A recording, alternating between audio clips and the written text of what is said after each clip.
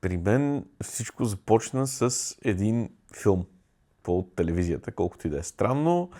По нормалната телевизия трябва да съм бил в началото на сексуалното си израстване, като според психологията при момчета това е 8, 7, 8, 9 годишна възраст, нещо такова.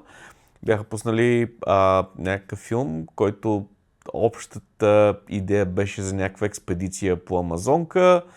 Амазонките бяха отвлекли експедицията, имаше човешки жертвоприношения.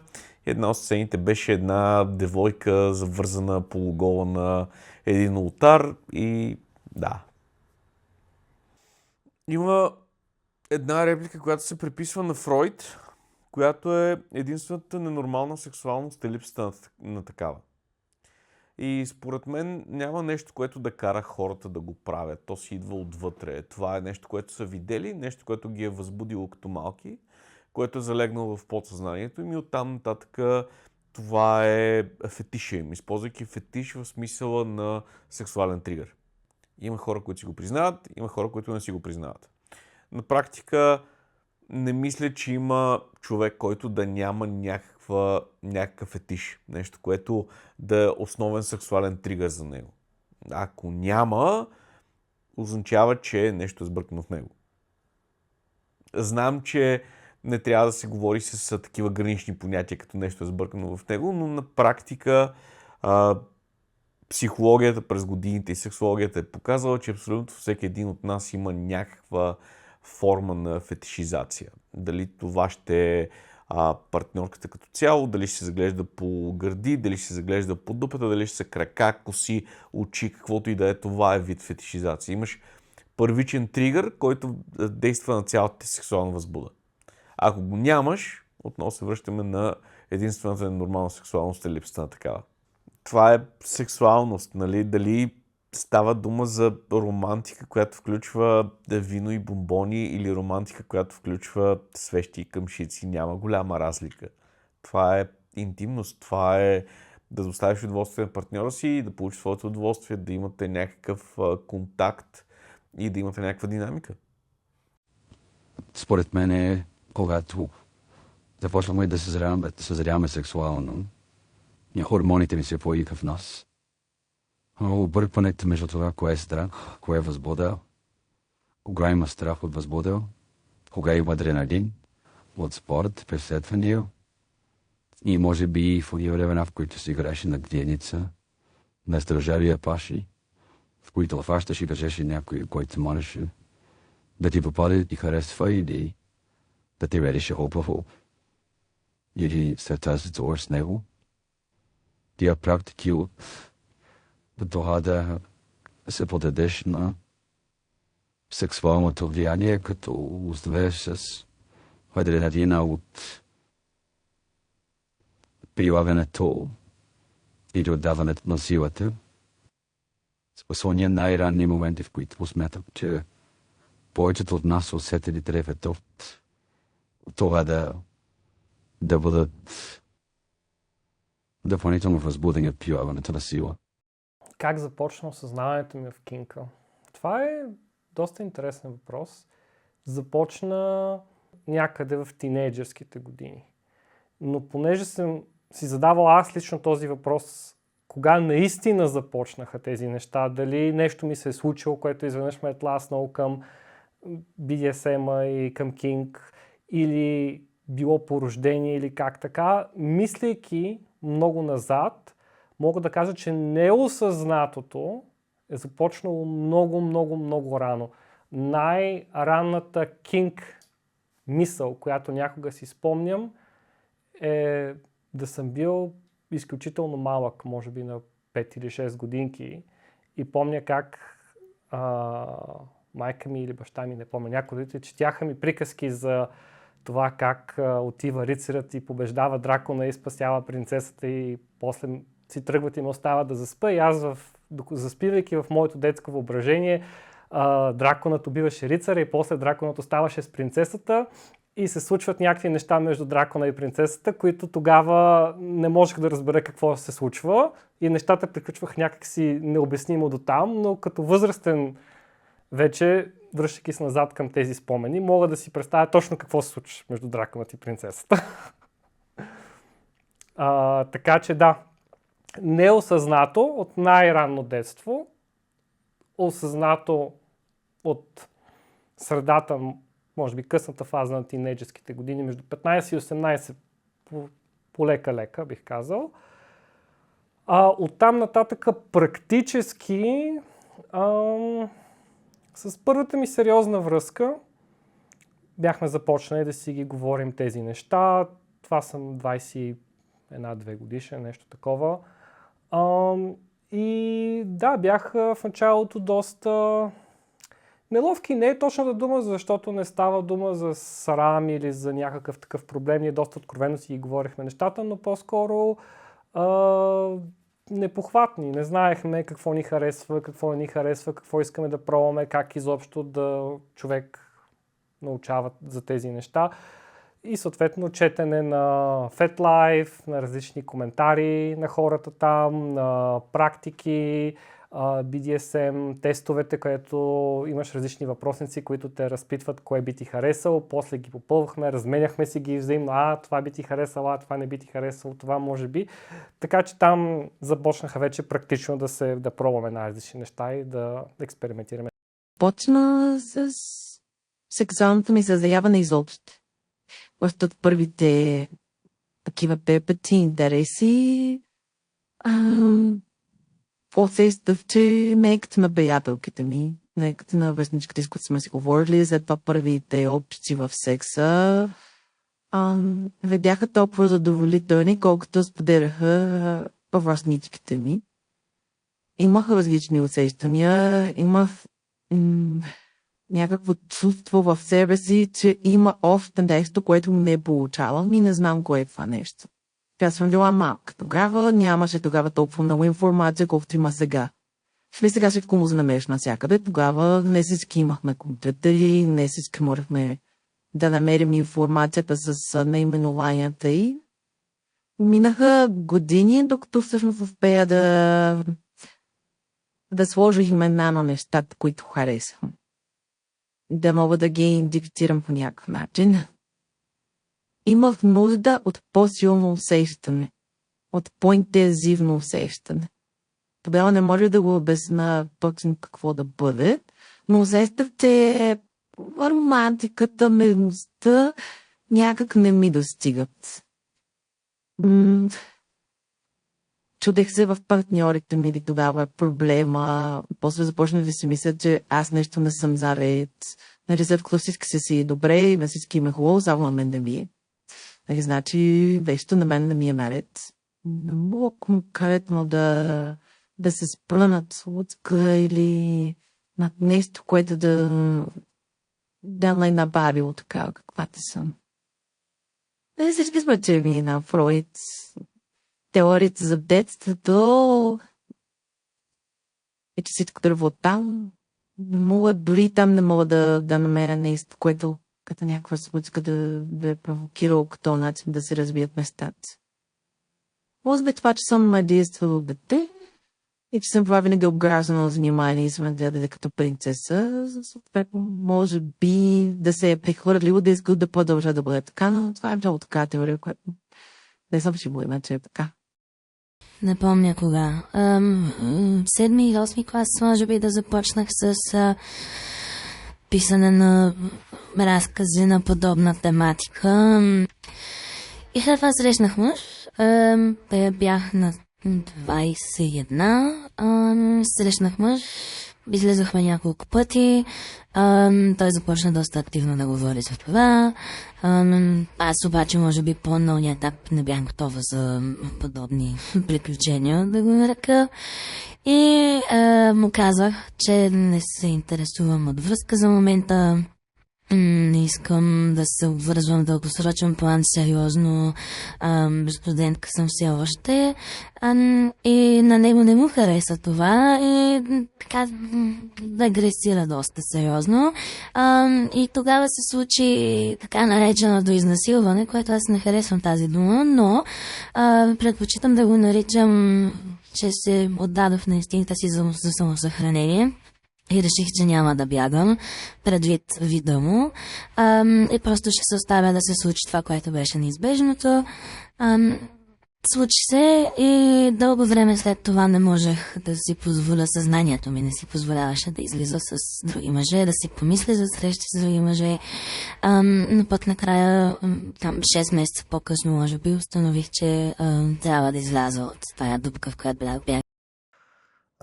Как започна всичко при мене? Започна без да съм много наясно с терминологията и речника, защото просто на някакъв етап с тогашната ми приятелка решихме да експериментираме с някакви неща, които ни бяха интересни. И тогава си купих първите лъжета от Практикер, тогава си купих от зоомагазина първия нашийник с верига. И започнахме да пробваме да видим това какво е, онова какво е, това как се получава, това защо е така.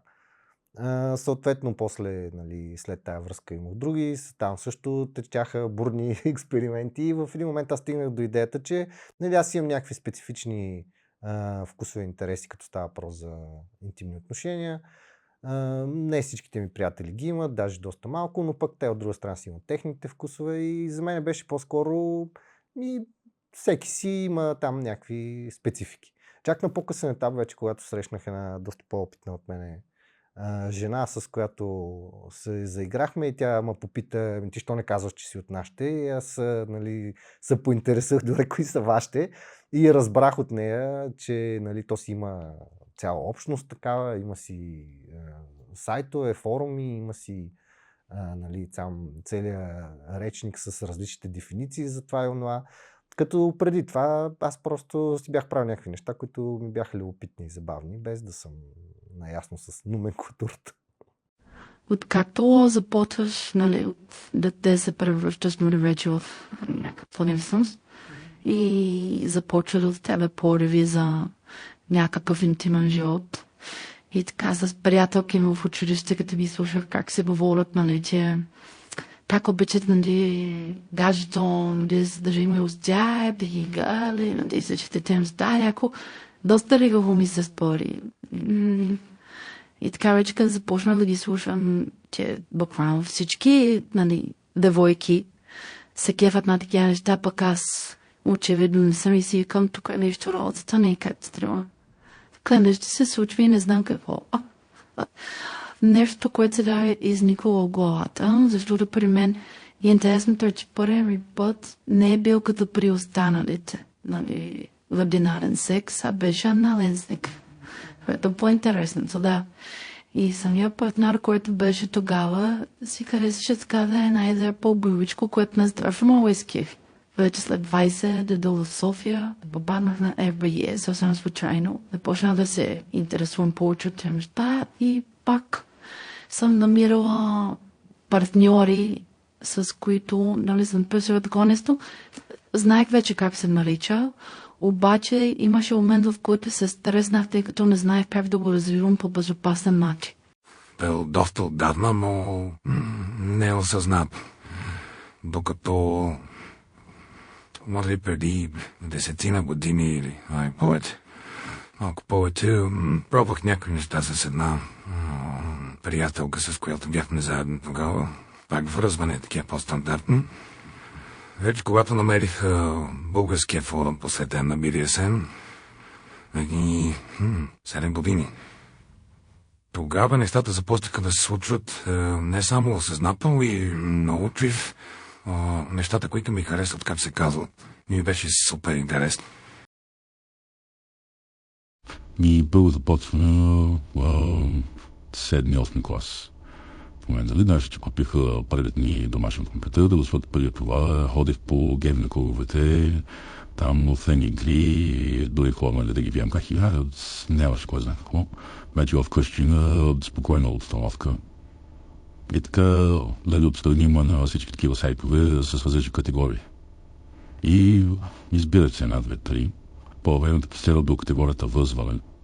И там ми изготвяни картинки на въземоичето. И нещо се случило, бе. Така казано ми стана. Оттам вече се усетих, че има нещо, което явно не влече към това точно. Да намерих едно въже Костал обикновено, което се продават тези поли.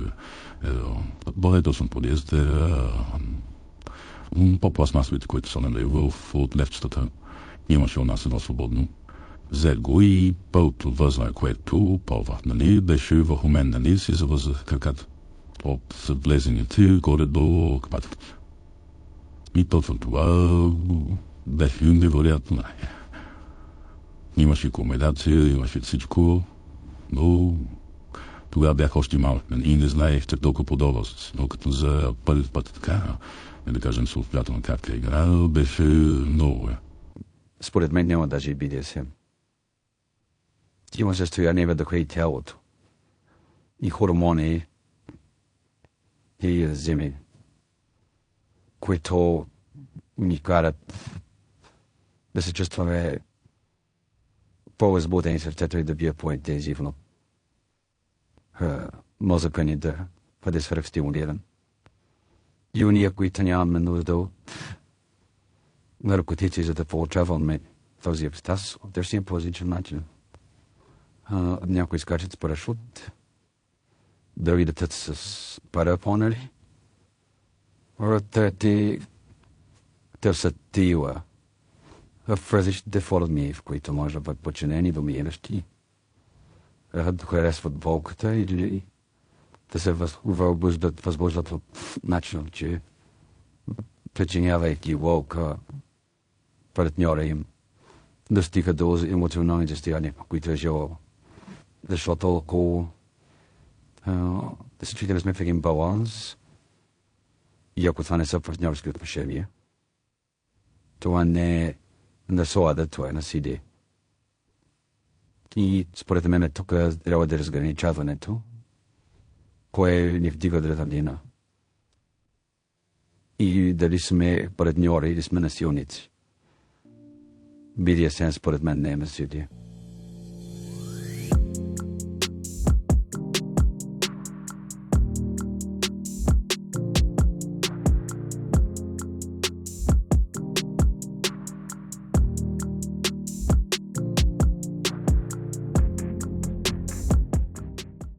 Срещнах човек, с когото започнахме сериозна връзка. При това така строго моногамна, в която BDSM аспекта липсваше напълно. Но пък по това време си казах, че мога да направя компромис със себе си, да липсва BDSM в връзката ми в името на връзката.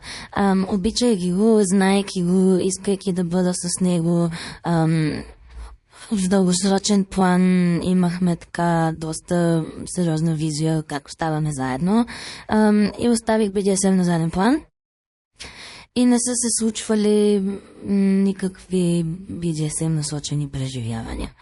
От почти 4 годишна връзка, така 3 години не ми е липсвало. Последната година вече, когато нещата започнаха да се развалят в отношенията ни, започнах да се насочвам все повече към тази си страна, BDSM страната и малко по-късно приключихме отношения и тогава започнах така един по-сериозен път към себепознанието и започвайки, нали, съответно да се интересувам много повече от различните практики, какво искам, дали ще се пусна само в една посока в BDSM-а или мога да открия друга своя страна и всъщност всичко започна от едно парти, на което отидох с една приятелка и там се запознах с разни хора. И после с още хора и с още хора. И от тогава не съм спирала да опознавам себе си. Приех BDSM като част от себе си, не като втора своя страна, към която се обръщам, за да избягам от ежедневието или от реалността. Това е вече част от моята автентичност, идентичност, начин на живот, която не мога да изтръгна. Конвенционалният секс, какъвто хората го познават като ванила, където не се използват никакви такива практики, може да доведе до някакво познаване на сексуалността на човека, със сигурност, бидейки с различни партньори, но BDSM дава една такава сериозна пикантност към цялото преживяване, дори само на ниво усещания. Усещането за безпомощност, да кажем. Основното, което е и при мен, като практикуващ. Болката. Също, бидейки свързана с ендорфинни нива, независимо в каква степен е причинена болката, дали е силна или е по-лека, придава един такъв сериозен вкус в сексуалната практика, който остава след това в съзнанието. Винаги съм си се представяла в фантазиите си като подчинената страна, никога като доминантната. Никога не съм и минала и мисля да бъда доминантна в фантазиите ми. И може би точно по пътя на привличането със съзнанието се оказах подчинена в практиките. Пробвала съм да бъда доминантна, да съм от другата страна, аз да причинявам болка, аз да бъда водещата в играта, но не смятам, че на този етап това е нещо, което би задоволило някаква нужда. Тоест нямам нужда от това, не мисля в тая посока, не ми носи наслада. Не смятам, че съм човек, който може да причинява болка на друг, да унижава и накрая да се погрижи за него. По-скоро смятам, че след една такава игра бих се чувствала доста дузно, че съм го причинила на другия. Никога не съм имал, така се изразя, ванила период. Винаги съм имал тези влечения и винаги е било така. Минал съм през различни неща, които ме интересуват, които ми харесват, докато достигна до нещо, което знам, че е моето нещо. Но никога не съм бил чисто нормален в смисъла на подчиняващ се на социалните норми за сексуално съзряване и секс. Накрая, когато човек мине през всичко, осъзнава, че остава едно нещо, което е основният фетиш, основният тригър и това е контрола при мене. При мене абсолютно всичко се свежда до контрол. Опитвам се да избягвам психологическия контрол, защото е много опасен. Човешката психика е много финно нещо и ако не внимаваш какво правиш, можеш много да повредиш другарчето. Аз предпочитам да имам силни независими хора покрай себе си. Затова психологическия контрол е едно от нещата, които много силно избягвам. Не, че не ми харесва. Не, че не ми харесва да вляза в главата на някого и да изчукам съзнанието му до така степен, че да, но избягвам да го правя, защото мога да навредя много повече. Не си струва вниманието, усилието спрямо удоволствието, което извличам от това. Иначе останалото да. Че с първата ми сериозна връзка, както казах, тогава почнахме да си говорим и за кинг. Как се разви тази първа връзка? Малко турбулентно бих казал. Започнахме с четене, с говорене, с практики. Някои неща минаха добре, други не чак толкова. Полагахме доста усилия, особено аз, защото тогава нямаше физически край нас такава общност. Т.е. трябваше да пътуваме до друг град с влак, само за едната среща. И като цяло срещите минаваха добре, но в същото време на нея и беше доста некомфортно да има този социален аспект, да се говори за кинг с други хора, пред други хора. И тя беше твърдо против да ходим на плей-партита и на каквито и да е събития, където се случват неща. И така, и вече в последствие, когато нашата връзка стана малко по-турбулентна и самата връзка имаше нагоре-надолу и кинкът малко до някаква степен допълнително дестабилизираше тези неща. Но и в крайна сметка мисля, че стана добре, че приключи тази връзка. Научихме много един за друг И така. И всеки за себе си. Когато открих форума, българския форум, посветен на BDSM, започнах да чета в началото. Не исках да се вкъсвам, тъй като не знаех изобщо какъв протокол, как се говори. Информирах се из темите и просто сякаш открих изведнъж някакъв огромен свят, една огромна вселена с всички практики, на които са били интересни, но не съм знал как се казват. Всъщност, опита с първото да ми с която се запознах, промени много по отношение на моята представа за това какво е BDSM и съм изключително благодарен, че точно не е попаднал в началото. Още тогава, преди 7 години, когато тя ми зададе въпрос какво е за теб BDSM, ако трябва да го пише с една дума, на базата на моите преживявания с нея, тази дума и да бен днешен е водеща в мнението ми какво е BDSM. И тази дума е грижа. Тя е грижа за партньора.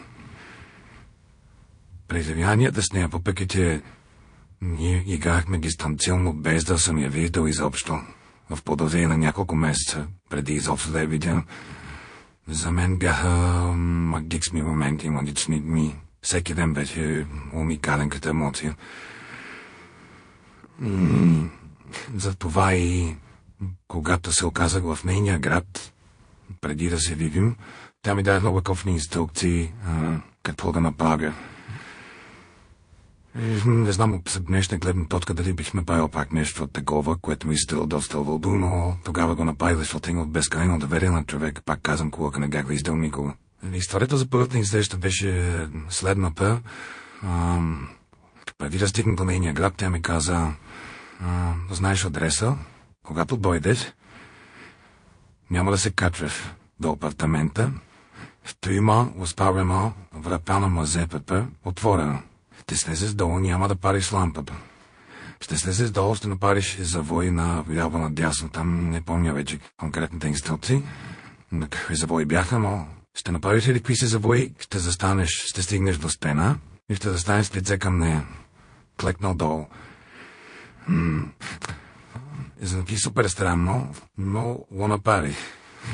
И все пак, нали, като предупреждение към всички, искам да обърна внимание на това, че аз не я бях виждал нито на снимка, нито сме говорили по телефон, по никакъв начин аз дори не знаех дали реално това е жена. Можеше да бъде доста зле. Затова в тела си оставих бележка с нейния адрес, а пък със себе си бях взел сгъваема палка. За всеки случай. Не знам дали ще ми помогне, ако се беше оказал, че не е жена, но има такава подготовка. И направих точно както ми каза, сърцето ми щеше да изкочи от вълнение. И за мое щастие се оказа, че е наистина жена. И оттам нататък следващите няколко емоциите бяха умопомрачаващи. Бъгължи, може би повече от половина година, може би 8-9 месеца. Тя беше окей с това, аз да играя с други хора тук, но трябваше да им давам ясен знак, че принадлежа на нея, тъй като стартирах именно като подчинен, подчинен. И бях нейна играчка, трябваше да казвам на всеки, че съм играчка на Ерик Обълзи, т.е. да имат предвид, че играят с чужда играчка. Така се случи, че срещна дълга жена в моя град. Тя поиска да поеме пълен контрол. И първата дума ще... Не знам дали с тъга или... Но да, ако сега да кажем, се съгласи. Съгласи се, така смених собственост. Вече след Ивентуи в големен град, оттам вече открити други хора, които се занимават с такива неща и харесват мене съответно по-нестандартното в секса. И оттам така започва вече да търся контакт. Като се регистрира във форума, 9 до 25 години. Колкото останало разначале, бях си го поставил като за цел, първи път си когато правя секс, да бъде свързано с BDSM. И съответно, нали се търси точно това. Lige тогава така се получи, че с едно момиче се разбрахме, аз и отидах на гости за Тейдел от Белград. И там си играхме много хубаво. И през тези дни ме кае ten film един ме да гързи по по-зела филм. Реално BDSM като BDSM опит ми стартира като доминиращ. Да. И може би се стреснах тогава доста от желанията и от поривите, които имам, защото не знаех как да го развивам така, че да не прецакам партньор, да не прецакам здравето и не дай се Боже на живота. Което не едно, това е най-важното нещо. Най-важното нещо. И вече след това 2017 всъщност има такава общност в България, за което съм страшно много благодарна на живота, че съм го намерила това нещо на сравнително ранна възраст. Не съм намерила. Имам познати приятели, нали, които също са от форума, които го откриват около 40-те, нали, което за мен това си е страшна минатък. Но пък по-добре по-късно, отколкото и защо да не раздаде. Да, по-скоро се обираща, да.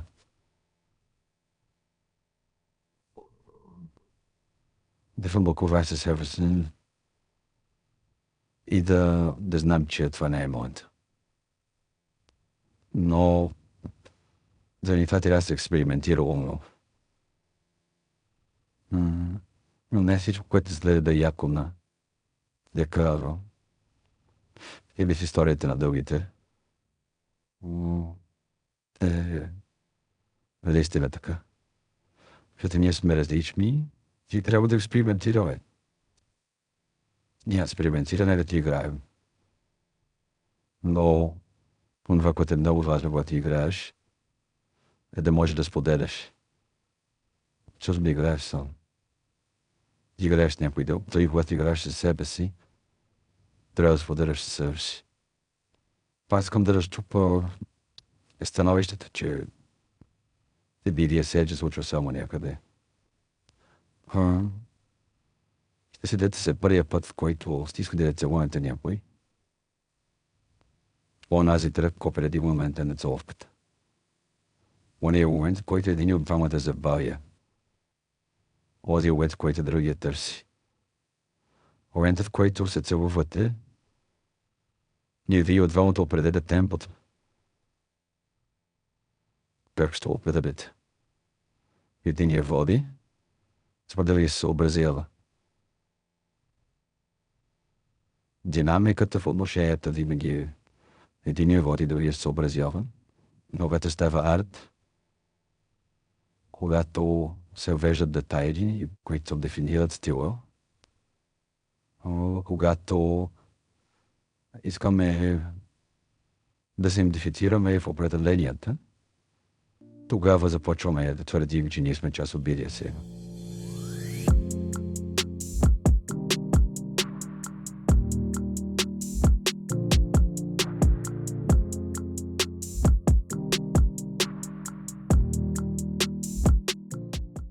Като какъв се определям в BDSM сферата?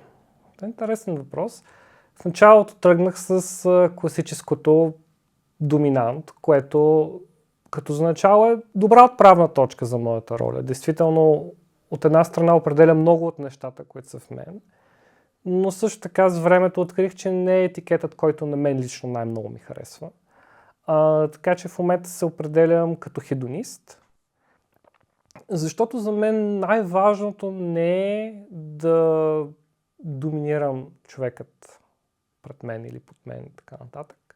Въпреки че много от фантазиите включват тези елементи, но на мен ми харесва многообразността на всичко, което човек може да изпита, концепциите, историите. Аз съм изключително наративна личност, ако това може да се определи по този начин. Темата за чудовищата, примерно, на мен също ми е много близка, това, което казах преди с драконата и принцесата. Нали, аз много харесвам истории, които могат да са с въркулаци, с разни други митологични същества. Нали, тук не говоря за ти си ми секретарката, аз съм шефа и този тип неща. Говоря по-скоро за това, окей, случва се нещо, защо се случва, какъв е контекстът, примерно, не знам, представи си, че си Рубиня в Древен Египет или, примерно, ти си балерина пред театъра и ти пада роклята и всички те гледат. И хиляди такива възможности. Тоест, едно и също нещо, което се случва на практика, реално може да бъде изживяно по хиляди различни начини, спрямо контекстът, спрямо фантазията, дали едно нещо ще е ограничаващо и освобождаващо, дали ще бъде екстатично или унижаващо. Изцяло зависи от контекста, защо, как. Аз много често създавам определени правила на сценката, линии, контекст. Нали, примерно, ако имате една партньорка, която е вързана в определена позиция, примерно с завързани очи, за да се намалят сетивата и човек, примерно, разказва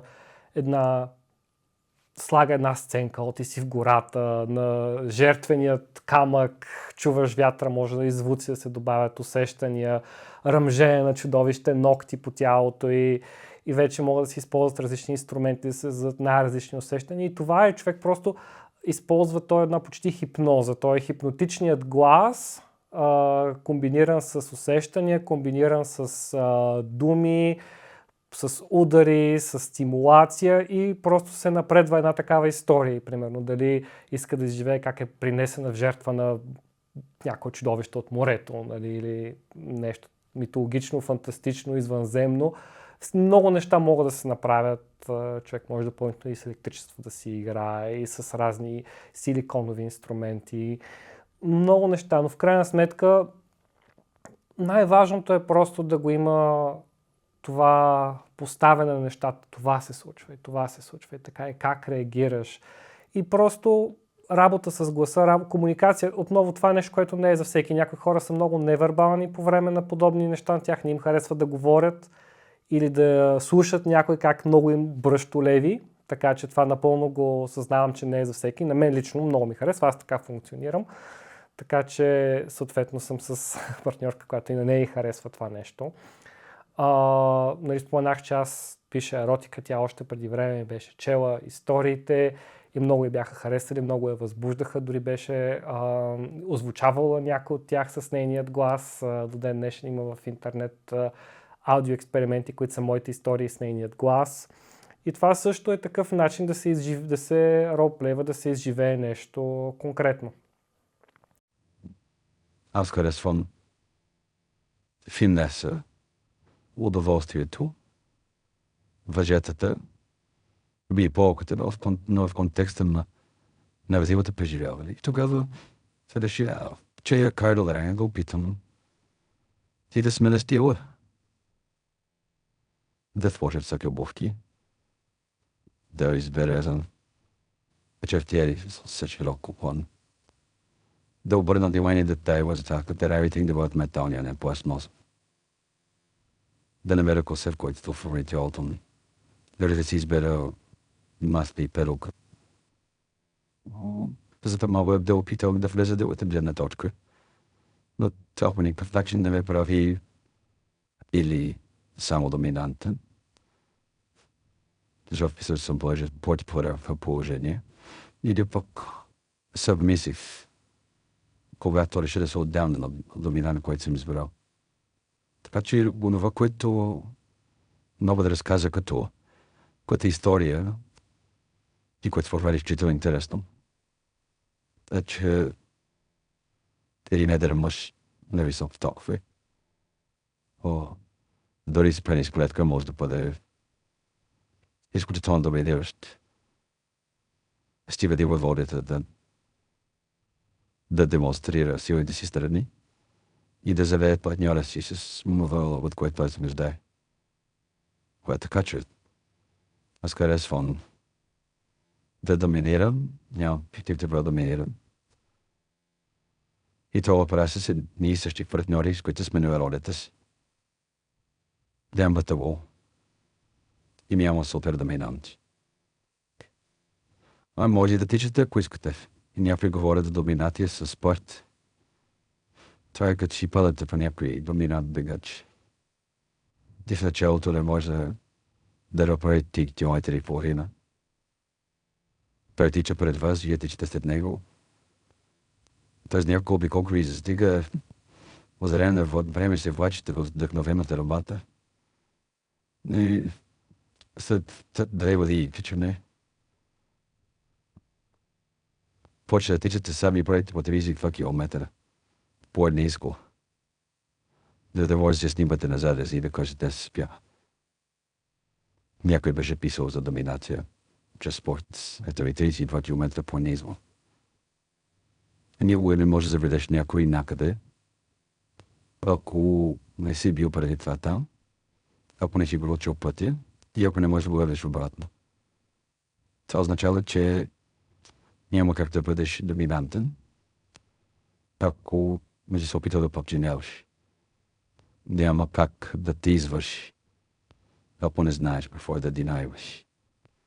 Няма как да се наслаждаваш на болката, ако не си усещал и ако знаеш кога трябва да спреш с нея. Трудно е да вържиш да тича на колето. Не си идеал печалбът. Прете само в бипулярните или в ти пространствените състояния би могло да има търсене и би могло да има развитие. Защото всичко останало е форма на забода и укриване на реалност. Не вярвам в еднопоряден дъхо. Започнах от подчинената страна. Така ми се стори най-логично да започна от там. И еволюират за тези 7 години на почти тоталната противоположност. Тоест към днешна дата, ако трябва да сложа етикет, би бил Primal Sadistic Service Pop. Това са много неща. Primal означава, че правя неща по време на игра, до голяма степен по инстинкт, каквото ми хрумва на момента. Тима сега не сме се говорили за нещо конкретно с комплект, конкретния партньор да бъде конкретен плей по сценарий, което е доста рядко. Садистик мисля, че е ясно. Тъй като обичам да причинявам болка, а пък сервис топ, това е една доста странна комбинация. Топ е този, който е ясно отгоре, който води играта. И всъщност се определя от думичката сервис в случая. Тоест, с това, което аз го правя на другия човек, на моя партньор, аз го правя за него, защото той го е поискал за себе си. Тоест, правя неща в услуга на другите. В кората установяването на контрол, това е пример. Психическата страна, психологията да ми е била по-интересна. Физическите места, че не са, разбира се, но за мен тази игра започва в главата и свършва там. Играла съм с други доминиращи партньори, с един подчинен. И сме били с повече подчинени, но сме били и двама доминиращи. Интересно ми е, защото там обмяната на енергия става на няколко нива. Едната ти е с другия доминиращ партньор, с който сте партньори, и другата е с подчинение, съответно наблюдаваш и другия доминиращ как комуникира с подчинение. И това ми е много интересно. Пробвала съм и с друга с домина, жена, и с няколко доминиращи мъже, не заедно, по-отделно. И ни е било изключително интересно. Като мога да кажа, с мъж доминиращ ми е по-интересно да си игра. С един подцвен няма значение дали ще има или жена. Интересна ми е динамиката, която се получава и между мен и него. Тъй като тези хора не са били мои партньори, те са били мои приятели. Съответно няма сексуално напрежение между нас двамата, като доминиращи. По-скоро има обмен за сила на енергия. Интересно е. Аз съм абсолютен ботъм с тенденции да съм събмисив. Тоест, аз съм страната отдолу, аз съм страната, която получава. с така сериозни наклонности да бъда подчинена. Тема на моето подчинение е свободата от отговорност. Обяснявам защо. В живота си, в професионалния си живот, съответно, смея да твърдя, че съм доста така доминантна личност, с доминантен характер, човек с мнение, което мога да защитя почти винаги, в голяма част от случаите, и до някаква степен смятам, че BDSM е точно тая област, в която мога да бъда безотговорна. Все пак отговорна, но безотговорна. И да получи свободата от отговорност, бидейки вързана, ограничена, депривирана тотално, всъщност ме изпраща в това състояние на сваляне на този товар, който нося през деня на плещите си. И накрая на една такава сесия се чувствам не просто облегчена, ами укрилена, с свободен, празен ум, готов за нови начинания. Към днешна дата е много точно казано, защото се променят интересите, не само моите, ми като цяло наблюдавам, че хората с годините почват да харесват неща или спират да харесват стари. Към момента това, което така мога да кажа, да обобща, че ми харесва, е контрола върху човек, ситуация, възможността да взимаш ти решението и да подредиш цялото преживяване по начина, по който би искал да се случи, и си правиш един миниатюрен, перфектен свят, където ти си създаваш това, което ти трябва и не се налага да се съобразяваш с други мнения. Това е нещо, което е общ елемент и ознаменател в много от практиките, които ползвам. Някакви други... Тук може да изреждаме различни категории, но да речем така наречения primal play, в който се обръщаш така повече към твоите първични инстинкти, няма тая цивилизованост на общуването и социалната маска, която всеки ден ползваме, отпада и тогава можеш всъщност да манифестираш буквално някакви животински пориви и желания, които ти идват отвътре. Там ми харесва не толкова контрола, колкото свободата на това преживяване. Какво друго? Има някакви неща, които пак казвам, ми харесват по чисто естетически причини. Харесва ми как изглежда. Връзването е едно от тези неща, въпреки че то не е със сигурност само естетическа практика, има много други аспекти. Контрола със сигурност е доста очевиден там. Другото нещо, което ми харесва е да... Нали, в BDSM имаш много играчки, но да ползваш и партньорката като играчка също, с която просто си играеш и си се забавляваш по някакъв начин, който ти идва отвътре, е нещо, което е много отново дава свободата да не трябва всяко нещо да го преценяваш и съобразяваш с 1000 външни фактора, можеш просто да правиш това, което ти се прави и да се наслаждаваш на преживяването. Най-просто казано, най-грубо и просто казано, избивам комплекси. Тук удряме на едно много интересно място. Тук наистина идваме на едно много специфично място, защото аз съм културно животно, аз съм добре дресирано животно, което освобождава онази животинска част от себе си в леглото и го прави само с партньорки, които знаят, че може да го понесат. Аз като казвам, че избивам комплекси, свеждам нещата изключително просто. Ако говорим общо, доста хора използват точно избиват комплекси, но не го правят здравословно. Аз ползвам BDSM и съответно практиките, които практикувам като личностна терапия. Като начин да си покажа, че мога, като начин да много интересно, че на практика аз извличам удоволствие от удоволствието на партньорката си. От усещанията, които й давам и знам, че тези усещания не й харесват. Следователно, ако аз мога да я направя щастлива и доволна, аз имам стойност. Затова казвам, че избивам комплекси. Използвам тези практики и насилието, което прилагам, като здравословен начин да си докажа, че мога.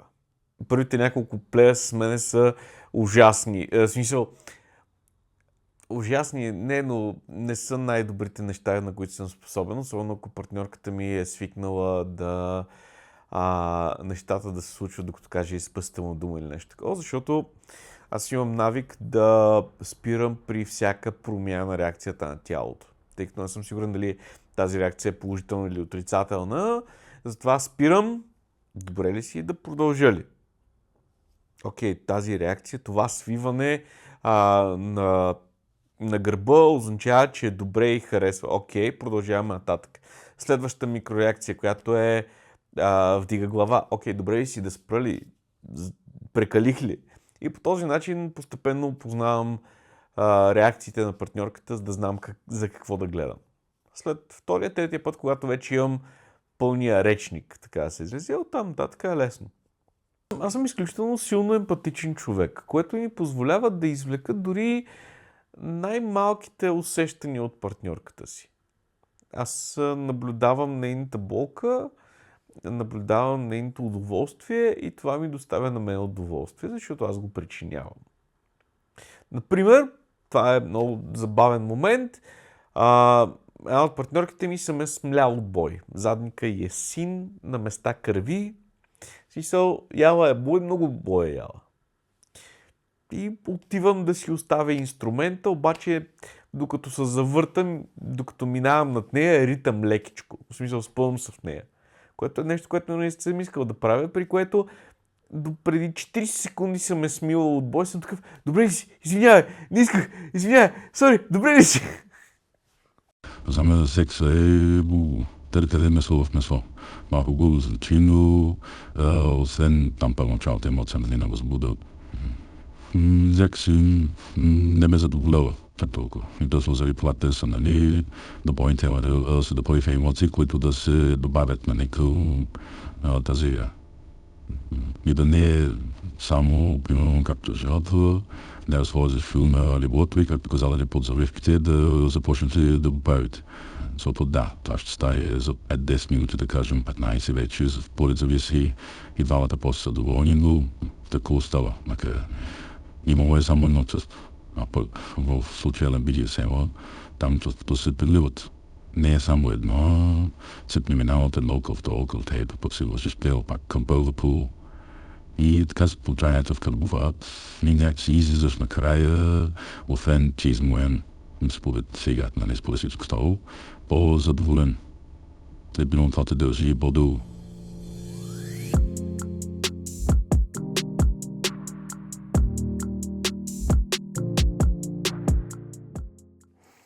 Как човек си намира подходящ фетиш партньор? Аз лично смятам, че е добре човек да си помисли кои са нещата вътре в него, които евентуално биха могли да оплашат или да отблъснат някого, но са все пак важни. Тук не говорим за, аз евентуално може бих пробвал еди какво си, и някой каже, това е много странно. Не, говорим за фундаментални черти на характера. Ако вие сте човек, който искате да станете инструктор по шибари, искате с това да се занимавате и да правите лекции, това да ви е работата. Или, примерно, безкрайно много във всичките ви фантазии винаги са публични, винаги са пред много хора, оргии, срещи, какво ли не. И за някой това може да е тотално неприемливо. Но тези неща, които няколкото важни неща, в крайна сметка, които могат да отблъснат другите хора, е важно човек да ги вземе, да ги плесне на масата, още в началото, без да се крие, без да губи време и просто да каже, ето това. И оттам нататък всички хора, които това нещо не е за тях, те сами ще се филтрират и човек много бързо ще види, че има хора, които остават. И вече съответно по този начин човек не просто търси човек, който е съвместим, но човек, който в крайна сметка негативите за някой друг реално стават позитиви за този човек. И обратното, когато говорите с потенциален партньор, и ако човека насреща не прави сам това, направете го, помогнете му. Питайте го, добре, какви са нещата, които са ви създали трудности в предишните връзки, кое не се приема, кое е важно за вас. И нещата стават. Когато хората си говорят откровенно, да, може би няма да станат с първия, втория, третия срещнат, но по-лесно, отколкото човек си мисли. Тези страхове да не бъдем приети, да не бъдем разбрани, ни губят времето с неуспешни връзки. Аз имам проблем с първоначалната комуникация с хората. Още повече, когато става дума за сексуални партньорки. Ако не съм в собствена си среда, не съм сред хора, с които имам някакъв първоначален контакт, аз не мога да заговарям непознати хора. Особено малко по-красива жена, езика ми е вързан на флонга и не мога да кажа 2 думи.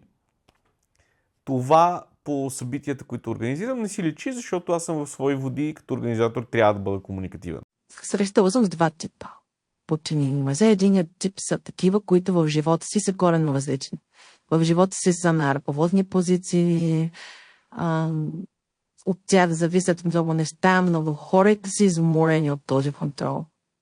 Използват играта, за да разпознат, за да бъдат в другата роля. Те дори се казват, аз цял ден управлявам 200 лека, например. Искам вечерта да падна в коленете на някоя жена и тя ми казва какво да правя, аз по този начин се почивам. Това са единият тип. Другият тип са такива, които са по-пасивни като цяло в живота си. Нали, не казвам, че тези хора не са успешни. Просто са по-пасивен тип мъже. Последните години може да дори повече съм си играла с подчинени жени, отколкото с подчинени мъже. На периоди съм. Имам мъжете периоди и мъжете периоди. Мъжете подчинени са по-интересни от мъжете подчинени. Жените са по-чувствителни, по-емоционални, по-трудно. Къде за мен, разбира се, и като жена, по-трудно е да ги разгадаеш. Мъжете са ми по-лесни. Все пак не трябва да забравяме, че това е сексуална практика. Нали, каквото е да си говорим, както и да го изкарваме, това е сексуална практика. Сега вече дали ще има секса като секс с изпълнителя, не е важно, но винаги има такива елементи. Поне за мен е нормално да е така. За мен не е защото да се лъсвам, не е защото изобщо да има сексуално докосване, но за партньора, да. За подчинения партньора са да лутикате, пък чисто толкова много напрежението и го оставиш после човека, така това направо. Да, според мен, доминиращите мъже много по-рядко изключват секс от играта, колкото доминиращите жени. Поне доминиращите жени, които познавам, по-често могат без да завързват с секса, както казах, като секс, отколкото доминантните мъже. Пред тях си завършва почти 100% от случаите с секс. Подчинените мъже са свикнали, поне от моя опит, с моя опит говоря, те са свикнали, че могат и да не получат секс и за тях това е приемливо. За жените, мисля, в повечето случаи се очакват да има секс. Зависи да са как се оговорили партньорите. Но тук пак стигаме до това, че доминантните мъже по-рядко избутват секс, отколкото доминантните жени. Плюс с жените за мен, това е, че там играта не са доминиращите жени, тя е по-емоционална, по-лична, получава се, нали, някакси по-нежно, също така и на моменти, и в други е по-грубо, нали. Докато при мъжете там е по-първо не.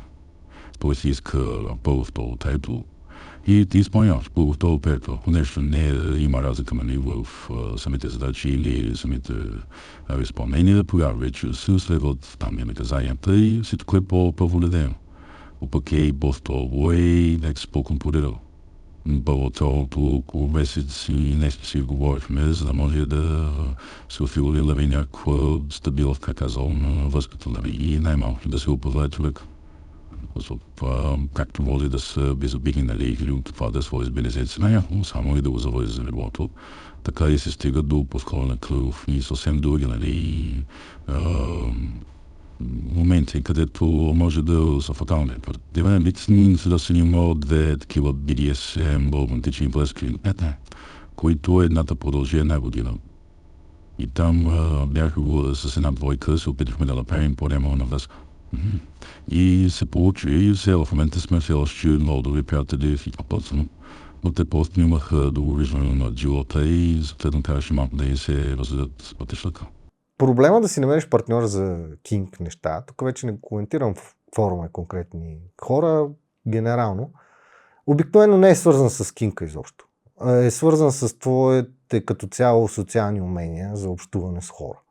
Ако ти като цяло имаш добри социални умения, имаш нали, някакво ниво на култура, емоционална интелигентност, обикновена интелигентност, нали, успяваш да водиш някакъв приятен разговор и да се презентираш по някакъв начин, без да създаваш дискомфорт на околните извън кинг средите, то най-вероятно и в кинг средите ще можеш да ги правиш всичките тези неща и най-вероятно там ще ти е много по-лесно да общуваш с хора, от което пък ще ти се повиши вероятността да попаднеш на човек, с който имате някакви съвпадения на интересите.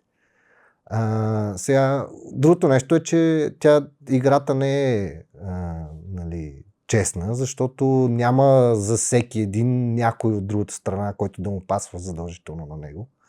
Има много повече примерно мъже, отколкото жени в кинг средите. Има много повече, да речем, подчинени жени, отколкото доминиращи жени. Съответно, ако ти си някакъв подчинен мъж, търсиш някаква доминираща, просто цифрите са срещу те. Статистически ще е по-трудно. Сега, като съвети и какво може да се направи по този въпрос, научи се да си приятна компания. Това няма нищо общо с кинка отново, но ако успяваш да го постигаш и хората като цяло те харесват, като цяло искат да прекарват време с тебе, е един добър старт за каквито и да е отношения, независимо дали кинк или други. Нова формула, манджуис хикът мис, па. Пропът. Има форуми срещи, които са неформални, където се събиваме да хапнем и да пинем нещо. Има партикъл, има по-големи събития, като рождения ден на форума. Има възможност хората да се срещат, дори освен на срещите един на един. Не всеки се чувства комфортно да отиде на партия, защото примерно не е споделял с партньора си или хората около себе си за своите интереси. И се оказва, че отида на партия, там срещат двама колеги. И един да срещне да става. И доста конфузна ситуация, бе, каже, най-малкото. Една просто много се гледат в си. Партньор, който ме заинтригува по някакъв начин, на емоционално или интелектуално ниво, ми трябва да ме бъкне под капака, така да кажем. Както всички други неща в интимната и емоционалната сфера, и тези се случват първо между ушите, за да се случат след това евентуално между краката. Веднага протягам ръка, не чакам първи, не чакам да някой да се свърже с мен, за да поискам да играя с него. Питам, проверявам, ако са окей, намирам общ език, харесваме се по някакъв начин, пишем си, след това става дума и за евентуално за игра. Ако решим играем, ако не, оставаме си или само приятели, или пък нямаме комуникация по някакъв естествен начин, без да има сърдити, без да има цупени интриги и така нататък. Бе, това ще прозвучи изключително грубо. Но с един просто устроен човек нямаш как да направиш дълбоки неща, сложни неща. Нямаш как да имаш продължителност. В смисъл, ако човек ти е до глезените, единия секс не помага. Много зависи какво получават двамата или тримата от тая връзка. Аз знам за връзки, които са точно такива плей връзки, които са продължавали повече от браковете на съответните партньори. Познавам и такива, които са приключвали след втория плей. След първия плей. Аз имам партньорки, които са силно невербални, които им е много трудно да говорят, но те излъчват те показват по друг начин, че те по друг начин привличат интереса ми. Имам партньорки, които не спират да говорят, но които не могат да ми издържат интерес за... Защото тя комуникацията може да върви, но да е дисхармонична, да не се получават нещата, да не си штракнете с човека. Тогава няма смисъл си губите времето. И нервите, и енергията. Защото ако не си допаднете, дали сексуално, дали интелектуално, дали емоционално, един от двама ви ще хаби енергия, за да бъде нещо, което не е, за да достави удоволствие на другия. Безсмислено.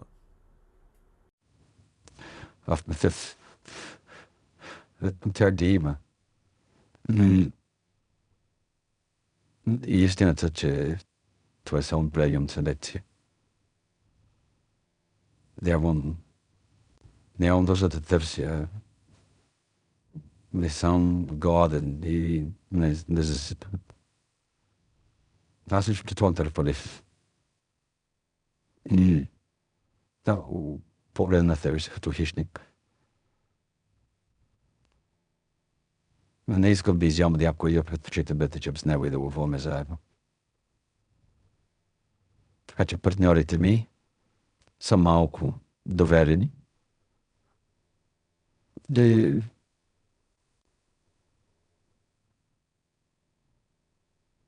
И интелигентни. Защото всичко в главата.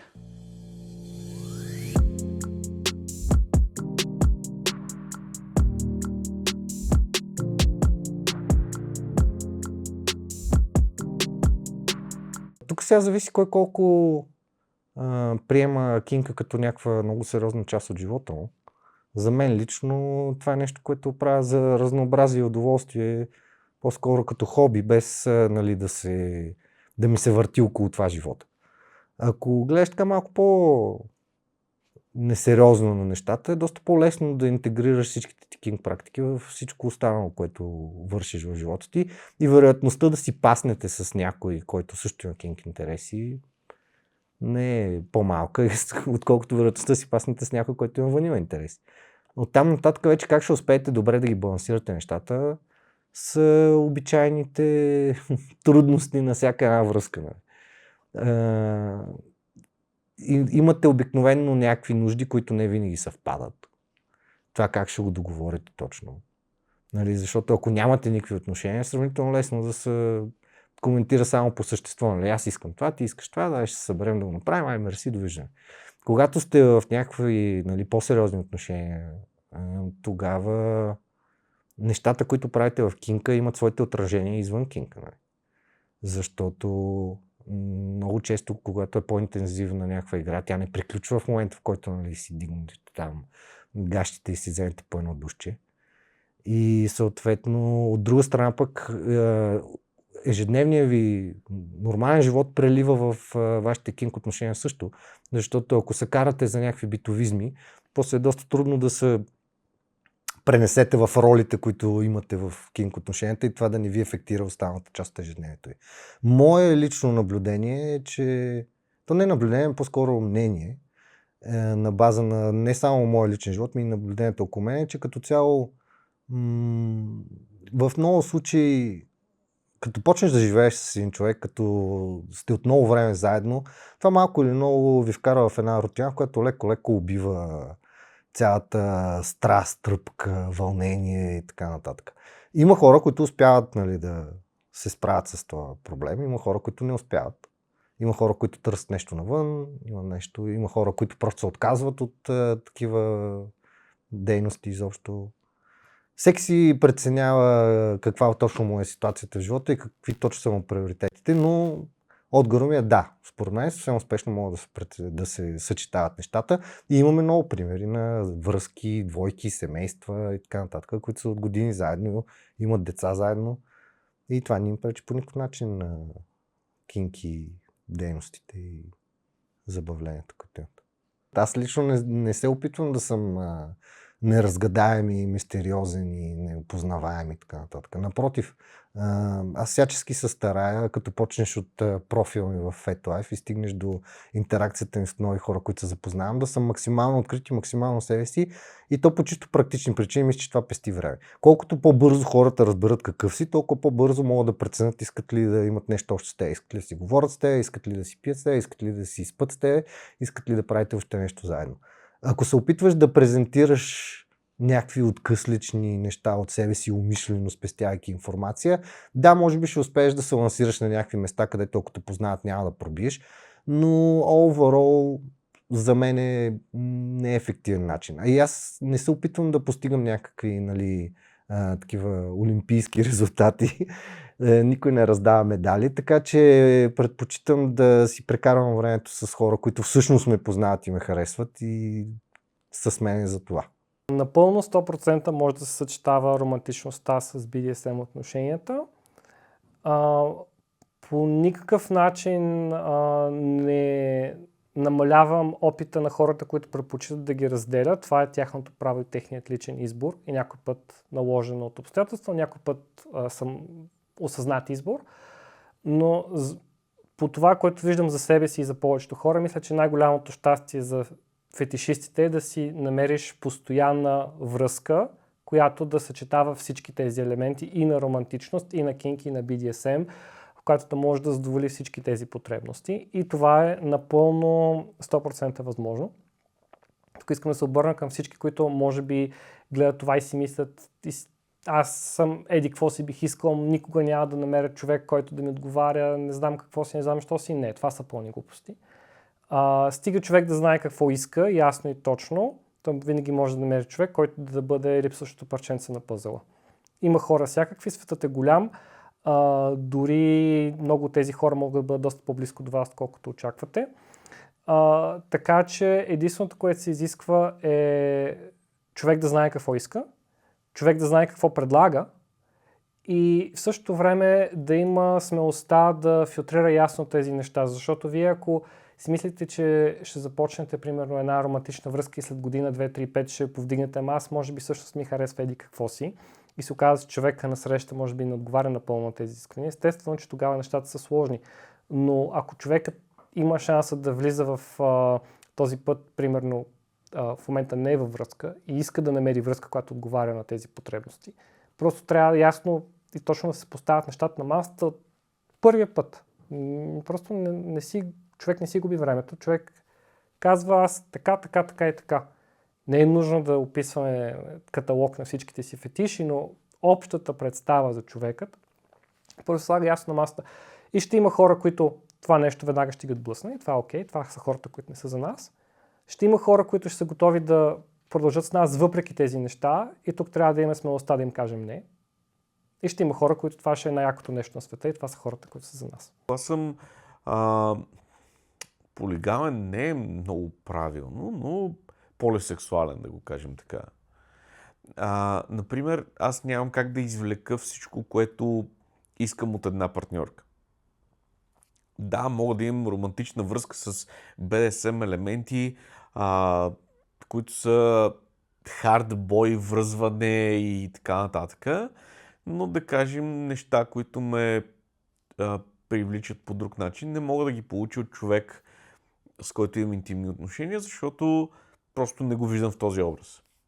Така че, да, мога да имам BDSM и романтична връзка, просто не може да е пълноценна връзка. Но под пълноценна разбирам да задоволя абсолютно целият спектър на своите желания.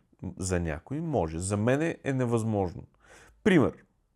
Любима практика е нещо, което, добре, не е любима практика, но изключително много ме влече да унижавам жени. Малко не мога после да я гушне да я приема за пълноправна партньорка. В смисъл, има един такива малки психологически моменти, които ми го чупят на мене. И за това и казвам, че не мога аз да намеря всичко в една партньорка. Смятам, че хората, които са с много изразени BDSM желания, защото няма някой, който са им просто някъде назад. Нали? Ако имам време, ако съм в настроение. Има хора, които са с изразена такава нужда, както съм аз. Мисля, че не могат дълго време да поддържат връзка с партньор, който не знае или не приема тези желания. Нали? Това е едно да се откаже от себе си.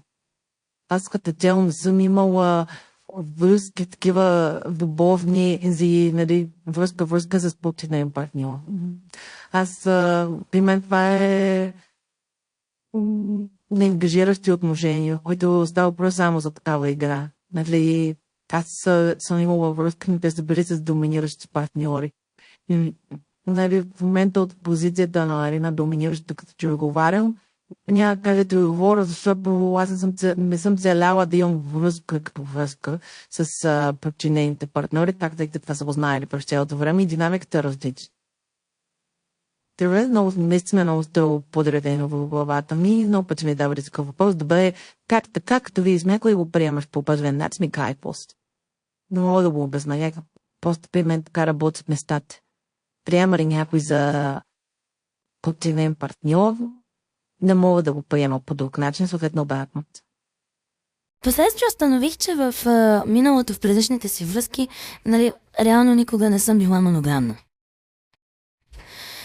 Предвид, че съм изневерявала, имала съм така няколко партньора едновременно, без да сме били в връзка, но са били паралелни, без да слагаме понятието връзка като етикет, под общ знаменател да ги слагаме. Най-дългата ми връзка, в която наистина съм била моногамна, е била около 4 години. И то защото не ми е трябвало нищо друго. Впоследствие обаче започнаха да ми липсват някакви неща и започнах да ги търся от други хора. Нещата приключиха с човека и тогава, когато започнах да откривам тази си немоногамна страна, запознах се с човек. По това време, бидейки излязла такава дълга връзка, не исках нищо сериозно. Или нищо, което да ме обвързва с човека чак толкова. Започнахме точно такава отворена връзка и всъщност тогава разбрах, че това е такава моя страна, която е трябвало да приема много отдавна. Може би на подсъзнателно ниво съм я отхвърляла заради порядки в обществото, църква, религия и моногамност и един единствен човек в живота си. Тогава осъзнах, че не е един единствен човек в живота, а един единствен човек за някакъв период от време. И когато започнах немоногамната си връзка, всъщност разбрах, че е абсолютно възможно да водиш повече паралелни връзки, да бъдеш интимен с един човек, но да имаш възможност да излизаш с други хора, защото те просто ти дават различни усещания. И най-вече да осъзнаеш, че не си достатъчен на 100% за другия. Никой не може да бъде достатъчен на 100% за другия, просто защото с времето интересите ни, желанията ни се менят, вижданията ни за хората се менят, желанията ни от други хора се менят, това, което искаме да получим от тях. И в момента, в който осъзнаем, че тук ревността е просто емоция, породена от някаква несигурност в човека, приемем я тая емоция, я пуснем, смятам, че в един момент понятието изневяра ще изчезне и моногамията като учение, в кавички, може да бъде изкоренена. Защото то не е нищо, просто нищо повече от нещо наложено от обществото върху човека с идеята за създаване на поколение. Имайки кази, че смятам, че връзките, в които един доминира, другия се подчинява и си разменят ролите, са нещо естествено. А не е естествено да имате повече от една връзка, особено в динамичния свят. Динамиран проблем, но трябва да бъдете много стабилни емоционално и интелектуално. Защото фетишите създават зависимости. Зависимостите водят до напрежение и напрежението да експлодира някъде. Така че ако не сте емоционално стабилен, стоите само на едно място. Но не вече да имате някакво бигесен партньора. Повече от тия. Нямам проблем. Без значение за каква роля става въпрос. Нямам проблем да играя с спортивен партньор, чрез по-психически, физически под някаква форма да има деградация. И после след това просто да се седнем да си хапваме. Всичко е абсолютно нормално. Не съм имала проблема във враг с Цане. Или пък ако, например, аз съм с доминиращ, да кажем, нали, чисто теоретично, нямам проблем след това. Пък и не съм попадала на партньор, в който да има проблем с това. Смятам, че едното няма общо другото. И то пак според зависимост от какво се разберете, нали, каква би била вашата връзка. Тъй като съм имала и партньори, които са били плей партньори, само плей партньор. Избягвам това да го правя, тъй като смятам, че е много трудно. Аз не мога. Или съм с човека, или не мога просто да разва с някой да сме само плей партньори. Освен, нали, на партията, але различно. Това даже не мога да бъда за прей. Честно, не накрасно. Но дори и с подчинени мъже, с които съм се виждала за някакви практики, и после след това имаме приятелска връзка. Мисля, че ако и двете страни имат достатъчно силен интерес към BDSM, ако са се намерили посредством този си интерес, защо не? Това би било идеално по решение, тъй като все повече около себе си виждам хора, един от които е открил себе си от BDSM, но партньора му, постоянният партньор, съпруг и съпруга или приятел-приятелка нямат абсолютно никакъв интерес към това или дори в някои по-крайни случаи са изключително против.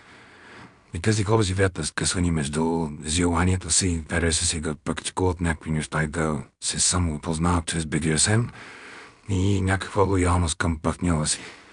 И им е много тежко. Така че идеално би било, ако се намерят и BDSM бъде част от техния живот. Не съм сигурен, че има един отговор на този въпрос, защото в началото проблема е вътрешен. В съответния човек, който е открил себе си в BDSM. И оттам тъпът вече зависи дали той ще го изкомуникира на партньора си, че има такива интереси, или няма да го изкомуникира. Ако не го изкомуникира, сега остава вътрешен проблем. В всеки друг случай става проблем вече на двойката. Оттам напред на пътища много. Някои водят към добре познатата изневяра, през нещата се случват без знанието на партньора. Други водят, за радост има доста такива случаи, към някакви вариации на етиксма моногамност.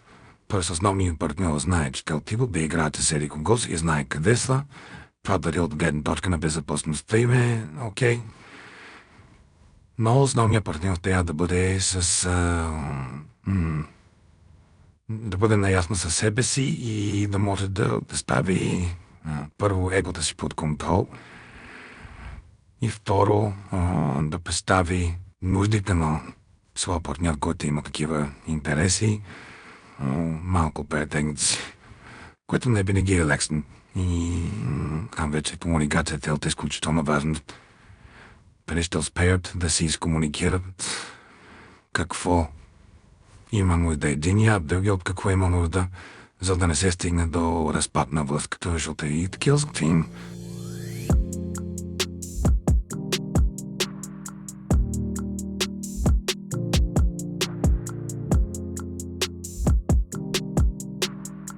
Не мога да кажа толкова, че BDSM ми е помогнал да се развия като частност той, но покрай него съм се развил. И като личност, и като познание, и като човек. Помага ми да опознавам хората като цяло. Защото натрупвайки немалко опит, с немалко различни партньори, започваш да виждаш хората по различен начин. Започваш да виждаш реакциите им по различен начин. Започваш да осъзнаваш нещата по различен начин. Защо изобщо го правим това цялото нещо? Нали, какво се опитваме да постигнем? Нали, оставяме там естетическия момент, за който стана дума. Остави, нали, контрола, който ми създава на мен някакво усещане за величие, спокойствие или каквото и да е там. Нали, ние тръгваме да правим цялата занимавка, за да постигнем някакво, или поне аз струва, за да постигнем нещо в главата на другия човек. Нали, ти не тръгваш, за да й направиш просто задника син. Може и това да го направиш, но това е по-скоро някакви, нали, вторичен бонус към цялата работа. Ти тръгваш обикновено, защото искаш да постигнеш някакво състояние в съзнанието на собственото си и на другия човек. И затова правите тази цялата игра, за да постигнете тези състояния на съзнанието. Сега, как точно как точно ще подреждаш нещата в съзнанието на другия, зависи, нали, първо какво искаш да постигнеш там. И всичките от практики са просто инструменти, които ползваш. Нали, ако щеш възбуда, болка, страх, унижения, там боеве, ножове, плюнки, шамари, всичко това са просто инструменти, които ползваш, за да си направиш архитектурата, която се опитваш да постигнеш в съзнанието на другия човек. Като съответно целият пък процес те вкарва тебе в твоя... Там, ти си създаваш това състояние, което ти искаш в твоята глава. Така че и да се върнем на предния въпрос, няма конкретна емоция, която е много важна или много силна. Зависи какво се опитваш да постигнеш. Защото ако се опитвате да сте примерно Daddy Dom Little Girl сцена, някакви отношения, така нататък, тогава изобщо не искаш да имаш страх. Там искаш care, грижа, спокойствие, сейфти и така нататък. Ако искаш, нали, някакъв рейп плей, тогава пък без страх, ако го направиш, то си е просто обикновен секс. Малко. Трябва да има някакъв момент на какво става. И така. Каква ти е крайната цел? Решаваш. Оттам нататък избираш инструментите, които ще доведат там. Ако решиш да задълбаваш в дебрите на кинка, ще научиш много за това как работят хората. И физически, и психически. Съответно, това е нещо, което може да ти е полезно в много други ситуации. И е почти невъзможно да натрупаш нали, голям опит с някакви по-сериозни и по-интензивни практики, без да научиш нищо от това нещо. Но, честно казвам, голяма част от тези неща може да ги научиш без кинг. Това не е единствения път към прозрението и към познанието. Просто кинка ти дава възможността да общуваш с една ниво на откровенност и откритост и уязвимост и доверие, което се постигат малко по-трудно в стандартните социални отношения. Любопитството да разбера какъв е всъщност човека срещу мен, какво може да се прави с този човек, как може да направим нещо заедно с него, нали, да наредиш този пъзел. Когато срещнеш нов човек, той е горе-долу парченца от пъзел насипани в една турба и ти не знаеш нищо за него. Оттам нататък можеш да почнеш да си вадиш някакви парчета, да ги погледнеш и се опиташ да си представиш цялата картинка, нали, какъв е този човек, аджба. Според мен BDSM практиките ти помагат просто да вадиш повече парчета едновременно и по-лесно ти става да си представиш цялата история. Не е единствен начин, но със сигурност ускорява нещата. Много е трудно да поддържаш маски и да се правиш на нещо, което не си, по време на някакви много въздействащи BDSM практики. Тогава изплува всъщност на повърхността много неща, които хора, които те познават от години и може би примерно работите и живеят заедно, никой не бих подозирали за теб. Просто защото в другото време, когато не е съфорс-мажорни на обстоятелствата, е много по-лесно да поддържаш маската на нещото, което искаш да презентираш. Със сигурност BDSM практиките ми позволяват да се разгърна и да опозная по-добре себе си и това, което ми е в главата. Също така бих добавил, че не е само въпрос на разгръщане, защото сегашната ми постоянна партньорка има невероятните качества, че от една страна с нея мога много неща да изживея, много неща да се разгърнат, точно да науча повече за себе си, за нея, за всички вътрешни мисли и желания, този вътрешен свят. Но в същото време тя ми действа и като някаква котва, като стабилизиращ елемент, защото факта, че мога да канализирам тези желания, емоции, мисли с нея и с практиката чрез нея, това ме стабилизира до някаква степен в останалата част от живота ми. Начества ми се крастата, така да се каже.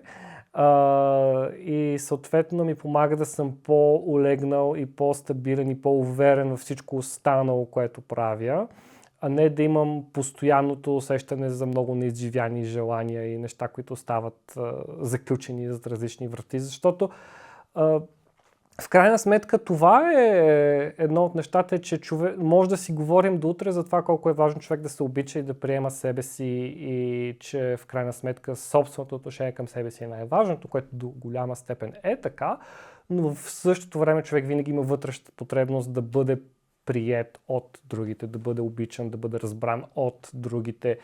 И това е нещо, което тя ми дава, това е нещо, което тези конкретни практики с нея ми дават, защото в други отношения с други хора ми се е случвало някой път да видя, че има хора, които са готови да ме разберат и да ме приемат въпреки някои от тези мои странности, но тя е човек, който ме харесва заради тях, а не въпреки тях. Хомото за себе си Клинт Кародини. Научих, че граници към всякакви граници, които човек си мисля, че има, не са нещо статично, нещо заковано. Границите се менят. Научих, че мога много повече в много отношения. Тоест, ако съм си мислил преди 2 години, че комуникирам по супер готин начин и супер отворен, сега мисля, че съм доста по-добър в комуникацията. Ако съм си мислил преди 2 години, че съм перпелив, сега съм 2 пъти по-кърпелив. Дори по отношение на болка, примерно. Ако съм си мислил, че не мога да понеса едно нещо, но оказва се, че мога да понеса доста по-тежки неща. Това е главното, което съм открил.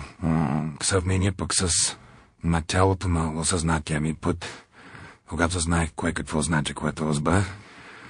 Тогава имах от един огромен списък с практики, почти всичко приемно беше имит, или метимит, или твъртимит. Към днешна дата сега са останали 2 дъзини от някакви стотици практики. Тогава са ми се стрували нещо, което никога не бих направил при никакви обстоятелства, сега са останали една жиба. Научил съм се да приемам, че мога повече. И това ми дава безкрайна надежда за бъдеще. Научих какво означава да имаш ниски нива на допамин, които му обясняват всичко. Да имаш ниски нива на допамин, да се чувстваш щастлив, трябва да имаш високи нива на адреналин. Така че всичко, което прави, за да се чувстваш щастлив, да се възможно с адреналин. Обаче адреналин приема, че води през раздяване и трябва да имаш нивата на адреналин, защото те са достатъчни. И това, което научих, че е супер важно. След нивовия спринт или адреналин на дълги разстояния, трябва да можеш да спираш и да се почиваш. За да смъкнеш нивото и да започнеш пак. Няма смисъл да не спираш, защото тогава да не оценяваш това, което имаш. И другото, което научих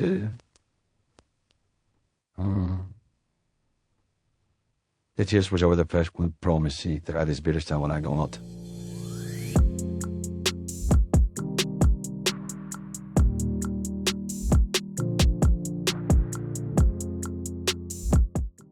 Ами най-важното за те първо навлизащите в този свят е да поставят на първо място своята безопасност, когато подхождат към запознанство и евентуално игра с партньор, когато не познават, защото абсолютно без изключение всички минават през етапа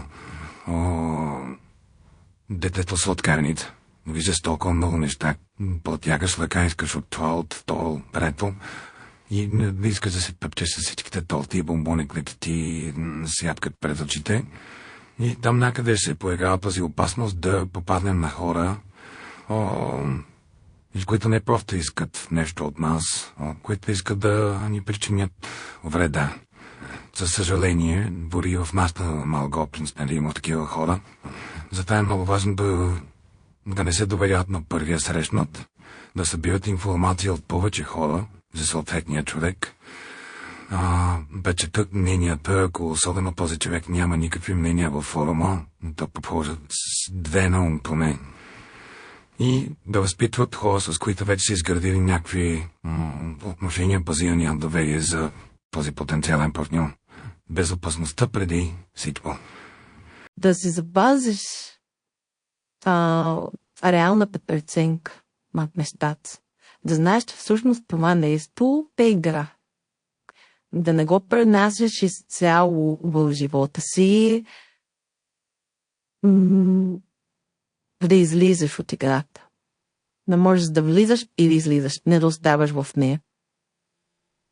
За мен това е предизвикателство голямо.